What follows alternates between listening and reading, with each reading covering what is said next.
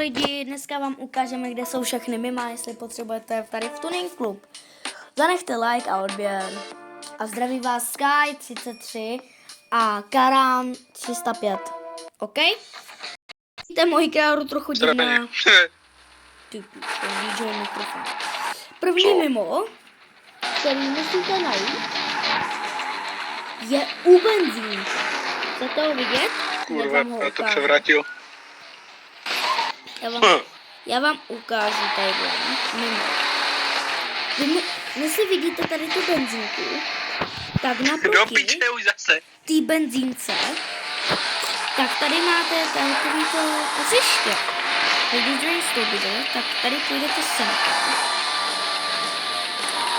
A tady takhle zadočíte. A tady máte první mimo. Já jsem mu sebou, takže ho nejde vidět.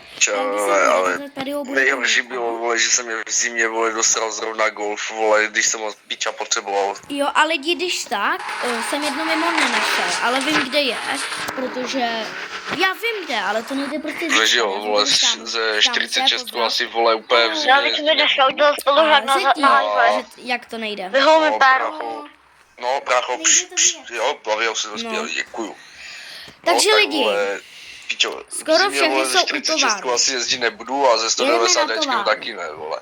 Jsou tam 4 mimo. Ale kluci, já říkám, že... Jsou tam 5 mimo. To... Spolužák. No, 4 nebo 5, no. Já bych chtěl u benzínky máme 6 a tam to 7, takže 5. A víš, jak zníš ty? Chápeš. Jak motorová pila, vole. Lidi, mohli bychom natočit videjko z Poppy Playtime. Co si myslíte, lidi? Jsme převezli tu zastranou továrnu. Jsme moc nepřerazili, no, lidi. Více štěstí. Můj brácho, já ti nechci říkat, ale motorová pila zní jak sekačka. Jenom lidi, napište do komentářů, jak... No, motorovka zní trošku. Dobrý, ale co získáme za to mimo? Získali. A když tak další mimo, získáte tamhle nahoře, takže tady to... Ale nech mě bejzel nějakou, vole. Ano. Takže nenechám, za to, jak se tady bavíš dospělýma lidma, to by šikanu a normálně to Do piči, Tuško, kurva, ty jsi mi chyběl do piči. Tak tady to jde to takové. Tuško, vole, ty, Spike, vole, ty drž taky hubu.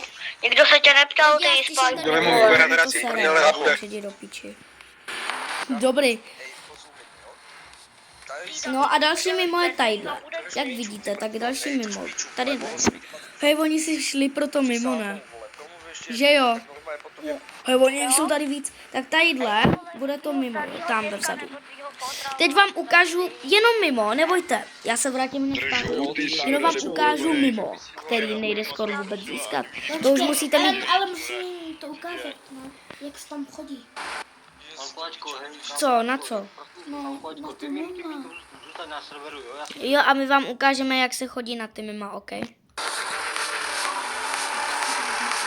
Já se zapomněl, já se dopletu.